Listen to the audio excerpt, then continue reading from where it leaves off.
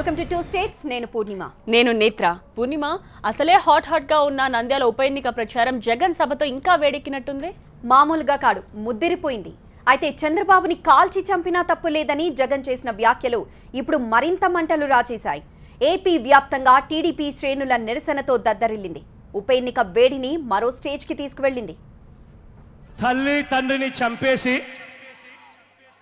తల్లిని తండ్రిని లేనివాడినని చెప్పి ఏడ్చినట్టుగానే ఇక్కడ నంద్యాల ఎన్నికల్లో కూడా సానుభూతి కోసం చంద్రబాబు నాయుడు గారు చేస్తున్న కుయుక్తును చూసినప్పుడు ఇటువంటి వ్యక్తిని నడి రోడ్డు మీద పెట్టి కాల్చినా కూడా తప్పులేదు అని చెప్పి కూడా అనిపిస్తా ఉంది. ఈ మాటలే ఇప్పుడు మంటలు రాజేశాయి. జగన్ వ్యాఖ్యలపై టీడీపీ బగ్గుమంది. నిరసనలు, ఆందోళనలు, దిష్టిబొమ్మల దగ్ధంతో ఒక్కసారిగా రాజకీయ వాతావరణం వేడెక్కింది. జగన్ వ్యాఖ్యల్ని నిరసిస్తూ టీడీపీ నేతలు దిష్టిబొమ్మల్ని తగులుబెట్టారు. నల్ల బ్యాడ్జీలతో నిరసన తెలిపారు.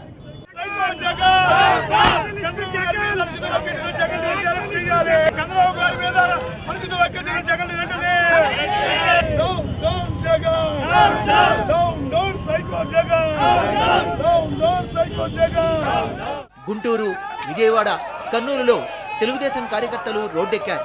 జగన్ వ్యాఖ్యలపై ఆందోళన వ్యక్తం చేశారు. ఇటు కర్నూలు ఎస్పీకి జెడ్పీ చైర్మన్ రాజశేఖర్ కంప్లైంట్ చేశారు.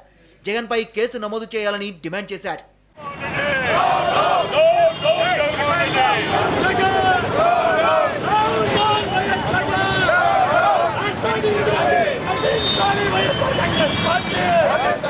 నంద్యాల సభలో జగన్ ప్రవర్తన ఓ సైకోలా ఉందని మండిపడ్డారు ఏపీ మంత్రులు, నేతలు. తాత తండ్రుల వారసత్వపు ఫ్యాక్షనిజాన్ని జగన్ రగిలిస్తున్నారని ఆరోపించారు. ప్రశాంతంగా జరిగేటువంటి ఎన్నికల్ని ప్రశాంతంగా జరగకుండా రెచ్చగొట్టేటువంటి నిన్న ఏదైతే పదజాలం వాడారో చాలా దుర్మార్గం. మేము తీవ్రంగా ఖండిస్తూ ఉన్నాం. ఎవరు అధికారంలో ఉన్నా ఏ ముఖ్యమంత్రిని కూడా అనకూడనటువంటి పదాలు వాడి ఈరోజు జగన్మోహన్ రెడ్డి ప్రజలకు స్పష్టంగా అర్థమైంది. నేను మాట్లాడినటువంటి భాషలో గెలవలేము కాబట్టి ఏదో ఒక విధంగా రెచ్చగొట్టాలి, ఫ్రాక్షనిజాన్ని తీసుకురావాలి, ప్రశాంతంగా ఉన్నటువంటి రాష్ట్రాన్ని ఏ విధంగా అప్రదిష్ట పాలు చేయాలి అనేటువంటి ఒక దురాలోచన నిన్న తన మాటల్లో స్పష్టంగా కనపడింది. ఇటువంటి వ్యక్తి అధికారం లేకుండానే ఈరోజు ముఖ్యమంత్రి లాంటి ఒక మహానాయకుడిని నడి రోడ్డు మీద కాల్ చేస్తే ఎవరు దిక్కనేటట్టుగా మాట్లాడినటువంటి పరిస్థితిని ఒకసారి ప్రతి ఒక్కరూ మననం చేసుకుంటే రేపు కర్మకాలి ఏదైనా జరిగితే ఈ రాష్ట్రంలో ప్రజలు ఏ రకంగా బతకాలని, ఈరోజు ప్రజలకి స్వేచ్ఛ ఏ రకంగా వస్తుందని ఒకసారి ఆలోచన చేయమని కోరుతున్నాను. ప్రతి ఒక్కరిలో భయాందోళన కలిగించారు. అయినా సరే మనకు మనమే ధైర్యంగా ఉండాలి. మనకు మనమే అటువంటి వ్యక్తులు ఈ సమాజంలో తిరగకుండా చేయాలి. అటువంటి వ్యక్తులు నంద్యాల పట్టణంలో తిరగకుండా చేయాలి. ఇవాళ ఈ రాష్ట్రంలో, దేశంలో చంద్రబాబు నాయుడు అభివృద్ధికి నమూనాగా ఒక రోల్ మోడల్గా ఉంటే, ప్రజల సంక్షేమాన్ని, ప్రజల అభివృద్ధిని ఆకాంక్షించేటువంటి విధానానికి రోల్ మోడల్గా ఉంటే, మరోవైపు ఇవాళ ప్రతిపక్షంలో ఉన్న జగన్మోహన్ రెడ్డి గారు తన రక్త చరిత్రకు, తన పులివెందుల రక్త చరిత్రకు వారసత్వంగా ఆ ఫ్యాక్షన్ మనస్తత్వానికి రోల్ మోడల్గా కొనసాగుతున్నాడు. కన్న కొడుకుని రాజకీయాల్లో ఉన్నంత కాలం నువ్వు నా పక్కన ఉండొద్దు, నువ్వు ఈ రాష్ట్రంలో ఉండొద్దు, దూరంగా ఉండు అనంటే బెంగళూరులో పెట్టి పెంచినటువంటి పరిస్థితి అంటే ఎంత భయపడితే రాజశేఖర్ రెడ్డి గారు ఆ పని చేశారు అనేటువంటిది మనం గుర్తుంచుకోవాలి. స్వయంగా తల్లి విజయమ్మ గారు రోసయ్య గారితో మాట్లాడినటువంటి మాటలు. అయితే చంద్రబాబుపై జగన్ చేసిన వ్యాఖ్యల్ని సమర్థించారు వైసీపీ ఎమ్మెల్యే రోజా. నిలదీయమనే అర్థంలో జగన్ వ్యాఖ్యలు చేశారని ఆమన్నారు. అసెంబ్లీలో అంతు చూస్తాం, పాతరేస్తామంటే ఎవరూ పట్టించుకోలేదన్నారామె. తెలుగుదేశం పార్టీ వాళ్ళు కోడిగుడ్డు మీద ఈకలు పీకే విధంగా ఆయన మాట్లాడిన 100 మాటల్ని గాలికి వదిలేసి ఒక్క మాటను పట్టుకొని ఎలా వేలాడుతున్నారో మనం చూస్తున్నాం. నిజంగా ప్రజల జీవితాలతో చెలగాటమాడి రాష్ట్రాన్ని భ్రష్టు పట్టించిన వాళ్ళని నది రోడ్డు మీద కాల్ చేసేయండి అని చెప్పాడే కానీ నేను కాలుస్తానని ఆయన చెప్పలేదు. ఎందుకంటే లోక కళ్యాణం కోసం రావణాసుడిని రాముడు చంపాడు. అలాగని రాముడి మీద కేసు పెడతాడా చంద్రబాబు నాయుడు? రాష్ట్రంలో ఉన్న ప్రతి ఒక్కరిని కూడా నాశనం చేసేసిన చంద్రబాబు నాయుడు లాంటి నాయకుడిని మరి ఏ విధంగా నిలదీయాలి అనేది సందర్భంగా చెప్పాడే తప్ప ఆయన చంపేయమని ఎవరు చెప్పలేదు. ఫ్రాక్షన్ అంటున్నారు. ఆ మాట మాట్లాడిన దానికి మేం ఫ్రాక్షనిస్టులా, వాళ్ళు ఫ్రాక్షనిస్టులా? ఈరోజు చంద్రబాబు నాయుడు హయాంలో నేరాల రేటు పెరిగిందని సాక్షాత్తు వాళ్ళ డీజీపీ సాంబశివరావు గారే ప్రెస్ మీట్ పెట్టి చెప్పాడు. నంద్యాల ఉప ఎన్నిక వేళ ఈ మాటలు మంటల్ని రాజేశాయి. ఉప ఎన్నిక తేదీ దగ్గర పడే కొద్దీ అధికార ప్రతిపక్షాల మధ్య వైరం మరింత ముదిరే అవకాశం కనిపిస్తోంది. రెండు పార్టీల మధ్య వార్ ఇప్పుడు రెండు ఫ్యామిలీల మధ్య వార్గా మారిపోయినట్టుంది నేత్ర. ఎస్, నిజమే పూర్ణిమ. ఎందుకంటే ఇప్పుడు మనం చూసాం జగన్ కామెంట్స్ పై ఇలా రగడ కొనసాగుతుంటే మరోవైపు శిల్పా చక్రపాణి రెడ్డికి కౌంటర్ ఇచ్చారు మంత్రి అఖిల ప్రియ. భూమా ఫ్యామిలీ డ్రామాలు చేస్తోందని నంద్యాల సభలో శిల్పా సెటర్ వేశారు. డ్రామాలు వేసేది శిల్పా ఫ్యామిలీనని విరుచుకుపడ్డారు. శిల్పా అఖిల ప్రియ మధ్య మాటల యుద్ధం ఇప్పుడు చూద్దాం. భూమా డ్రామాను కొత్త సినిమా రిలీజ్ అవుతుంది రేపో ఈరోజు. భూమా డ్రామా సంకన పిల్లలను వేసుకొని వచ్చారు. ఇంకా వాళ్ళ అమ్మ ఫోటో, వాళ్ళ ఆయన ఫోటో, పక్కన ఏడ్చేటోళ్ళు. ఓయమ్మ ఎంత పని చేసివే పిల్లలు నిడిచిపెట్టని, ఓయమ్మ ఐరెడ్ అన్న వాయనే మా పిల్లలు నిడిచిపెట్టని. రేపు డ్రామా పెట్టుకున్నారు, పలకలు వేసుకొని తిరుగుతారు. పోయినసారి అట్టే కొంప ముంచినారు మా అన్న కొంప, పటాలు వేసుకొని. ఇప్పుడు నమ్మే పరిస్థితి లేరు, జనాలు నమ్మేదట లేదు. ఆర్లగడ్డ కావాలన్నా, బనగాన అల్లుడు కావాలన్నా, నంద్యాల శిల్పామోహన్ రెడ్డి కావాలన్నా తేల్చుకోండి. వయసులు అంటూ ఉన్నారు, వయసుల ఓట్లలో మావేని ఏం కొల్లగొట్టి తనినందుక? మీరు తనినందుక వాళ్ళు ఓట్లేసేది? రాజశేఖర రెడ్డి గారు చనిపోయిన 8-9 సంవత్సరాలు అవుతుంది. ఇప్పుడు కూడా రాజశేఖర రెడ్డి గారి ఫోటో పెట్టుకొని మరి జగన్మోహన్ రెడ్డి గారు ముందుకు వస్తున్నారు. అంటే వాళ్ళ తండ్రి చనిపోయినప్పుడు వాళ్ళ తండ్రి మీద ఉన్న ప్రేమ ఆయన చూపించుకోవచ్చు, కానీ మరి నా తల్లిదండ్రులు చనిపోయినప్పుడు నేను వాళ్ళ ఫోటో పెట్టుకొని ముందుకు వస్తే తప్పేంటని అడుగుతున్నాను. ఈరోజు సింపతి అంటున్నారు. నిజంగా అంటే భూమా నాగిరెడ్డి గారు, శోభా నాగిరెడ్డి గారి మీద సింపతి లేని వ్యక్తి ఎవరైనా ఉంటే మీరు చెప్పండి. ఎందుకంటే ప్రజల గురించి మరి లాస్ట్ మూమెంట్ వాళ్ళు చనిపోయేంత వరకు కూడా ఆలోచించి, ప్రజా సమస్యల గురించి ఆలోచించి మరి వాళ్ళు చనిపోవడం జరిగింది. మరి మా అమ్మ అయితే షర్మిల గారి ప్రోగ్రామ్కి వచ్చి మరి ఆమెకు సంబంధం లేకపోయినా కూడా, మా మదర్కి సంబంధం లేకపోయినా కూడా నంద్యాలకు వచ్చి మరి ఒక మహిళ వస్తుంది క్యాంపెయినింగ్కి, షర్మిల గారు వస్తున్నారు, మరి ఆ క్యాంపెయినింగ్కి ఒక మహిళగా నేను తోడుండాలనే ఒక ఉద్దేశంతో మా అమ్మ వచ్చి ఆ రోజు యాక్సిడెంట్లో చనిపోవడం జరిగింది. నేను అడుగుతున్నా, ఇవన్నీ ఎలా మర్చిపోతున్నారో అర్థం కావట్లేదు నాకు. ఈరోజు శిల్పామోహన్ రెడ్డి గారు అంటారు ఫ్యాక్షనిస్టులు, వీళ్ళు మా నాన్న మర్డర్లు చేస్తున్నారు, ఫ్యాక్షనిస్టులు మా నాన్న చేయడం కార్యక్రమాల్లో చాలామంది ఫ్యామిలీస్ ఇబ్బందులు పడ్డారని చెప్తున్నారు. ఏ ఒక్కరినన్నా బయటకు వచ్చి చెప్పండి మా నాన్న చేసిన కార్యక్రమం వల్ల ఏ ఒక్క కుటుంబం ఇబ్బంది పడిందన్న కూడా మీరు చెప్పింది వాస్తవం నేను కూడా నమ్ముతాను. నంద్యాలలో వైసీపీ అభ్యర్థిగా శిల్పామోహన్ రెడ్డి నామినేషన్ దాఖలు చేశారు. ఎలాంటి ఆర్భాటం లేకుండా నామినేషన్ వేశారు. నంద్యాలలో తమదే గెలుపు అంటున్న శిల్పామోహన్ రెడ్డితో మా ప్రతినిధి Nagireddy face to face. Nandyal ఉప ఎన్నికల్లో వైఎస్ఆర్సీపీ అభ్యర్థిగా శిల్పామోహన్ రెడ్డి ఈరోజు తన నామినేషన్ దాఖలు చేశారు. చెప్పండి సార్, నిన్న బహిరంగ సభలో వైఎస్ జగన్మోహన్ రెడ్డి మాట్లాడిన దానిపై ఈరోజు టీడీపీ చాలా సీరియస్గా స్పందించింది. పోలీసులకు ఫిర్యాదు చేసిన పరిస్థితులు కూడా ఉన్నాయి, అరెస్ట్ కూడా చేయాలని డిమాండ్ చేస్తున్నారు. మీ కామెంట్ అంటే వాళ్ళు డిమాండ్ చేయటం అనేది, మరి ఆయన మాట్లాడాడు, వాళ్ళు డిమాండ్ చేస్తున్నారు, బాగానే ఉంది. కానీ ఆయన చేస్తున్నటువంటి పనులను ఉన్నట్టు కూడా మాట్లాడితే తప్పంటే అది మరి ఎవరు కూడా హర్షించరు. ఉన్న వాస్తవాలు చెప్తా ఉన్నాడు, ప్రజలకు వివరించాడు, ఏం చేస్తే సరిపోతుందని కూడా చెప్పాడు. మరి ఏదేమైనా కానీ కూడా ఎక్కడ తప్పుడైతే నాకు తెలిసినంత వరకు మాట్లాడలేదు, తప్పుడు ప్రకటనలు ఇవ్వలేదు. ఏది మాట్లాడినా మాకు మాట్లాడినంత వరకు నంద్యాలకు సంబంధించి నంద్యాలను మొట్టమొదటిగా జిల్లా కావాలని అడిగినాం, జిల్లా చేస్తానని మాట ఇవ్వడం జరిగింది. అది కూడా 2019లో కానీ 2018లో కానీ ఎలక్షన్ వచ్చిన వెంటనే అనౌన్స్ చేస్తాను, ఫస్ట్ నంద్యాలని అనౌన్స్ చేస్తున్నాం, నంద్యాల జిల్లాను చేయబోతున్నామని చెప్పడం జరిగింది. అదేవిధంగా వైడనింగ్లో నష్టపోయినటువంటి వాళ్ళకు కూడా నష్టపరిహారం తప్పకుండా అందాలని తెలియజేయడం జరిగింది.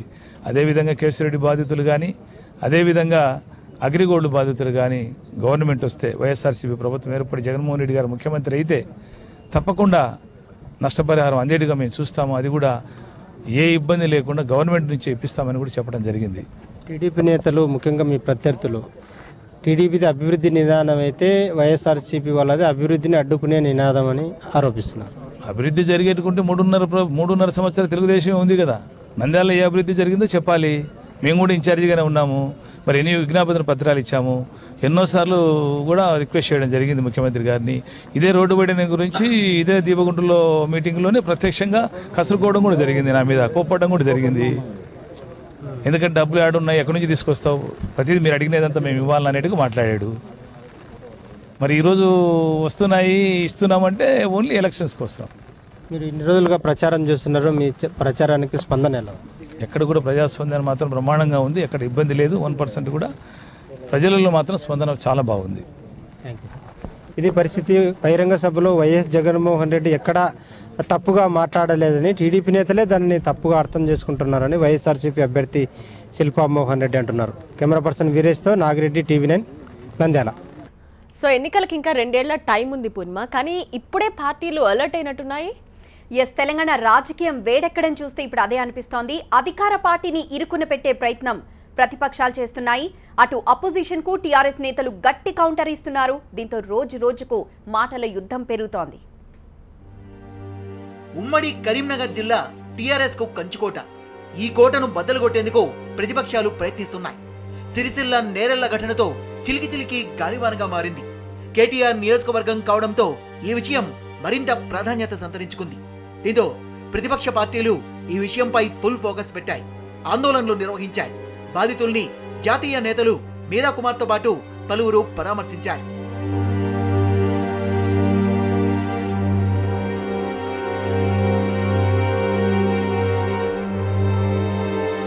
ఈ ఒక్క ఇష్యూయే కాదు, మెడికల్ కాలేజీ అంశాన్ని కూడా కాంగ్రెస్ తెరపైకి తెచ్చింది. శనివారం నుంచి ఆ పార్టీ నేత పొన్నం ప్రభాకర్ నిరాహార దీక్షకు దిగుతున్నారు. సీమాంధ్ర ప్రభుత్వం ఉన్నప్పుడు కరీంనగర్ మెడికల్ కాలేజీకి అన్యాయం జరిగింది. సోయిగల తెలంగాణ బిడ్డ ముఖ్యమంత్రి అయిన తర్వాత, కరీంనగర్ మొదటిసారి వచ్చిన తర్వాత నేను మెడికల్ కాలేజ్ ఇస్తున్నాను ఎవరు అడగక ముందు ప్రకటిస్తే సంతోషపడ్డాం. కానీ నా 3 ఏళ్ల నుంచి నా మెడికల్ కాలేజ్ ఎక్కడేసే గొంగలు అక్కడనే ఉంటే 8 నెలల కింద ఇచ్చిన సిద్దిపేటకు 1000 కోట్లు ఇచ్చి 1000 జాబులు ఇచ్చి 100 పడకలు ఉంటాయి, ముందడు కురుకుతుంటుంది. ఇక్కడ 12 మంది ఎమ్మెల్యేలని, 3 ఎంపీలని, జిల్లా పరిషత్ని మొత్తం మున్సిపాలిటీ గెలిస్తే నా మెడికల్ కాలేజ్ ఎక్కడేసే గొంగలు అక్కడనా? ఏం ప్రజాప్రతినిధులకు చేతన అయితే లేదా? నేరెళ్ల ఘటనతో పాటు పలు అంశాలపై ప్రతిపక్షాలు తప్పుడు ఆరోపణలు చేస్తున్నాయని విమర్శించారు టీఆర్ఎస్ నేతలు. వచ్చే ఎన్నికల్లో ప్రతిపక్షాలకు కనీసం డిపాజిట్లు కూడా రావని మండిపడ్డారు. కరీంనగర్లో లాస్ట్ టైం కూడా మీరు చూసిన 13 సీట్లకు ఎన్నికలు జరిగితే 12 గెలిచినాం. ఇప్పుడు కరీంనగర్ చిన్న జిల్లాలైనా కానీ మొత్తం కలిపితే 13కు 13 అసెంబ్లీ స్థానాలను గెలుచుకునే సత్తా టీఆర్ఎస్ పార్టీకి ఉంది.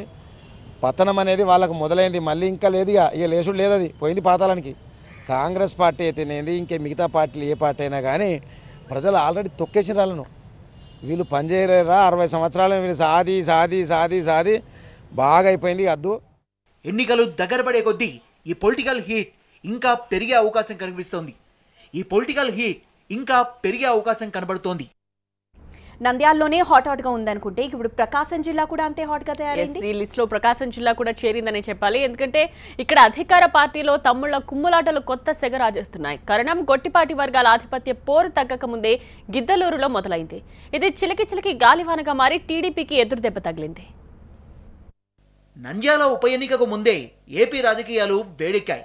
నియోజకవర్గాల సీట్ల పెంపు లేదని తేలడంతో నేతలు సర్దుబాటు రాజకీయాలు మొదలెట్టారు.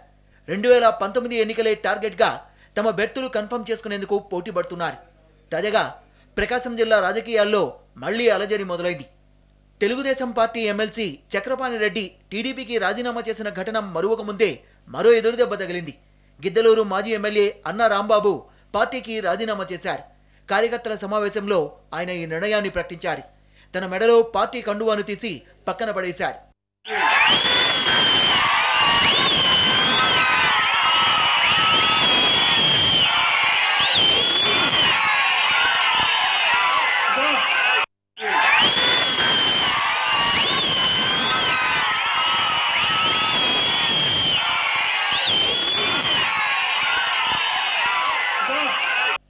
ఇటీవలే గిద్దలూరు వైసీపీ ఎమ్మెల్యే అశోక్ రెడ్డి టీడీపీలో చేరారు. అప్పటి నుంచి రాంబాబు టీడీపీ అధిష్టానంపై అసంతృప్తిగా ఉన్నారు. అశోక్ రెడ్డికి ప్రాధాన్యమిచ్చి తనకు అన్యాయం చేశారని రాంబాబు గత కొంతకాలంగా అసంతృప్తి స్వరం వినిపిస్తున్నారు. ఈ నేపథ్యంలో కార్యకర్తలు అనుచరులతో సమావేశమై రాజీనామా నిర్ణయాన్ని ప్రకటించారు. త్వరలోనే తన భవిష్యత్ కార్యాచరణ ప్రకటిస్తానని చెప్పారాయన. తెలుగుదేశం పార్టీకి రాజీనామా చేస్తా ఉన్నాను. అలాగే నేను ఏ పార్టీలో చేరడం లేదు. కార్యకర్తలకు అన్యాయం జరిగితే ప్రాణాలైనా ఇస్తాను, కాపాడుకుంటాను అని చెప్పేసి నేను దానికి కట్టుబడి ఉన్నా. నా కార్యకర్తలకు నాయకులకు అన్యాయం జరిగింది, అవమానం జరిగింది, నాకు అవమానం జరిగింది, కానీ నేను దానికి కట్టుబడి ఉన్నా. ప్రకాశం జిల్లా నియోజకవర్గాల్లో ఆధిపత్య పోరులో తొలి వికెట్ పడింది. రాంబాబు బాటలోనే మరో 4 అసెంబ్లీ నియోజకవర్గాల్లో నేతలు నడవనున్నారని తెలుస్తోంది. చంద్రబాబుపై వైఎస్ జగన్ సంస్కారహీనంగా వ్యాఖ్యలు చేశారన్నారు ఏపీ ఎస్సీ/ఎస్టీ కమిషన్ చైర్మన్ కారం శివాజీ. అధికార దాహంతోనే జగన్ ఈ వ్యాఖ్యలు చేశారని విమర్శించారు. జగన్ పై క్రిమినల్ కేసు నమోదు చేయాలని డిమాండ్ చేశారు ఆయన. మనం ప్రజాస్వామ్య వ్యవస్థలో ఉండి ఈ ముఖ్యమంత్రిని నడి రోడ్డుని కాల్చి చంపాలని చెప్పి ఒక ప్రతిపక్ష నేత మాట్లాడడం తీవ్రంగా ఖండిస్తున్నాం. రాష్ట్ర ముఖ్యమంత్రిని నడి రోడ్డుపై కాల్చి చంపాలని చెప్పిన వ్యక్తి కఠోర ఉన్మాది దుర్మార్గుడు వైఎస్ జగన్మోహన్ రెడ్డి. అంటే నంద్యాలలో ప్రజలు ఓట్లేయకపోతే ప్రజలందరినీ కాల్చి చంపుతాడా ఈ జగన్మోహన్ రెడ్డి? నేను సూటిగా ప్రశ్నిస్తున్నా.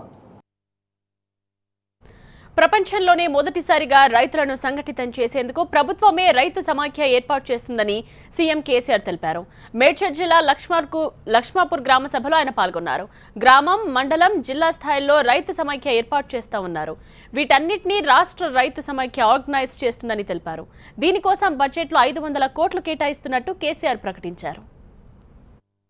ఇండియాలో కాదు, ప్రపంచంలోనే మొట్టమొదటిసారిగా మన రాష్ట్రంలో ఒక రాష్ట్ర ప్రభుత్వమే పూనుకొని రైతులను ఆర్గనైజ్ సెక్టర్లోకి తీసుకొస్తూ ఉన్నది. రైతులను ఆర్గనైజ్ చేయబోతా ఉన్నాం. రైతు శక్తిని సంఘటితం చేయబోతా ఉన్నాం. చాలా పెట్టుబడులు, వేల కోట్ల రూపాయల పెట్టుబడులు పెట్టాలని నిర్ణయం తీసుకున్నాం. అది విజయవంతం కావాలంటే దానికి పునాది మీరే. ప్రతి గ్రామంలో రైతు సంఘం ఏర్పడుతుంది. గ్రామ రైతు సంఘాల సమాహారంగా మండల రైతు సమాఖ్య ఏర్పడుతుంది. మండల రైతు సమాఖ్యల సమాహారంగా జిల్లా రైతు సమాఖ్య ఏర్పడుతుంది. జిల్లా రైతు సమాఖ్యలకు సమాహారంగా రాష్ట్ర రైతు సమాఖ్య ఏర్పడుతుంది. ఆ రాష్ట్ర రైతు సమాఖ్య దానికి ప్రభుత్వమే 500 కోట్ల రూపాయలు బడ్జెట్ నుంచి కేటాయించి వాళ్ళ దగ్గర పెడుతుంది. ఈరోజు సివిల్ సప్లైస్ కార్పొరేషన్కు ఏ విధంగా అయితే మనం బ్యాంక్ గ్యారంటీ ఇచ్చి ధాన్యం ప్రొక్యూర్ చేస్తున్నామో, ఈ రైతు సమాఖ్యకు కూడా 10,000 కోట్ల రూపాయల ధాన్యం కొనే విధంగా వాళ్ళకి బ్యాంక్ ఇచ్చే విధంగా మనం బ్యాంక్ గ్యారంటీ కూడా రాష్ట్ర ప్రభుత్వమే హామీ ఇవ్వబోతా ఉన్నాం. ఇప్పుడు ఏమవుతుంది, మనం మార్కెట్ కమిటీకి పోతాం, ఆడ దళారులు వస్తారు. ఏం ధర అని వాళ్ళు రాత్రి ఫోన్లు దింపుకుంటాం. మనం పోకముందే ఓడో మిషన్ తెస్తే తేమ గింత అంటాడు. అది ఎంతనో దేవునికి ఎరక. ఇవన్నీ దయ మన ప్రాప్తం. వాడు ఇచ్చింది తీసుకొని రావాలి తప్ప మనకేం మాట్లాడే పరిస్థితి లేదు. రేపు ఆ పరిస్థితి ఉండదు. మండల రైతు సమాఖ్య ఏదైతే ఉంటుందో, సపోజ్ ఇప్పుడు వడ్లు ఉన్నాయి, వడ్ల ధర 1,550 రూపాయలు ఎంఎస్పి ఉంది, అంటే కనీస మద్దతు ధర. రేపు ఏమవుతుంది, వచ్చే సంవత్సరం జూన్ లోపు ప్రభుత్వం పెట్టుబడి ఇచ్చే లోపు ఈ వ్యవస్థ అంతా నిర్మాణం అవుతుంది. లక్ష్మాపూర్ గ్రామ రైతు సంఘం కూడా ఏర్పడుతుంది వెరీ షార్ట్ పీరియడ్లో. అయితే ఏమవుతుంది, మండల రైతు సమాఖ్య మనందరి తరఫున పోయి మండలంలో ఏ పంట పెట్టినా లెక్క ఉంటుంది, ఆయన దగ్గర ఎన్ని వడ్లు పండుతాయి లెక్క ఉంటుంది, ఎన్ని మక్కలు పండుతాయి లెక్క ఉంటుంది, ప్రతి ఒక్క లెక్క ఉంటుంది. ఏం చేస్తాడు, పంటలు రాగానే ఇప్పుడు ఏం చేస్తున్నాం, మనం ఎవరిని వాడు తీసుకొని పోతున్నాం, ట్రాక్టర్ మీదనే పోసుకొని తీసుకొని పోను, అన్నీ ఒకరోజే చేరుకోను, అక్కడ జాగా లేకపోను, ఎక్కడ పడితే అక్కడ రోడ్ల మీద పెట్టుకోను, వర్షం కురిస్తే ఆయన ధాన్యం తడిచిపోను, ఇట్లా కూడా నష్టాల పాలవుతున్నాం. రేపు అట్లా పోం. ధాన్యం ఎట్టి పరిస్థితులలో ఏ రైతు ఇష్ట ప్రకారం తీసుకొని పోం. ఒక ఆర్గనైజ్డ్ బేలో పోతాం. ఎట్లా పోతాం, మండల రైతు సమాఖ్య ఆ అడితిదారుల దగ్గర పోయి మాట్లాడుతుంది. 1,550 రూపాయల మద్దతు ధర, నువ్వు 16 కొంటవా, 1,650 కొంటవా, 1,575 కొంటవా, అంటే కనీస మద్దతు ధర కంటే ఒక 25 రూపాయలు 50 రూపాయలు ఎక్కువ ఇచ్చేది ఉంటేనే నీకు అమ్ముతాం, మార్కెట్కి తెస్తాం, లేకపోతే తేం అని చెప్తారు. చెప్పి ఏం చేస్తారు, ఎస్ మేము కొంటాం సార్ అంటే అప్పుడు చెప్తారు ఆ రైతు సమాఖ్య. అది కూడా ఇట్లా ఒకటే రోజు అన్ని గ్రామాలు రావు. ఇగో ఇవాళ ఈ 5 గ్రామాలు తీసుకొని రాండి ధాన్యం, రేపు ఈ 5 గ్రామాలు తీసుకొని రాండి, ఎల్లుండి 5 గ్రామాలు తీసుకొని రాండి అని ఒక వారం లోపల మొత్తం మండలంలో ఉన్న ధాన్యం మనకు ఒకవేళ ధర వచ్చేది ఉంటే అమ్ముతాం, లేకపోతే అమ్మం. అమ్మకపోతే ఏం చేస్తాం, ధాన్యం అమ్మాలి కదా. అమ్మానంటే ఏ మండలంలో కనీస మద్దతు ధర ఇవ్వకుండా రైతులను మోసగించే పరిస్థితి ఉంటుందో ఆ ధాన్యాన్ని రాష్ట్ర రైతు సమాఖ్య కొనుగోలు చేస్తుంది. చూస్తూనే ఉండండి TV9.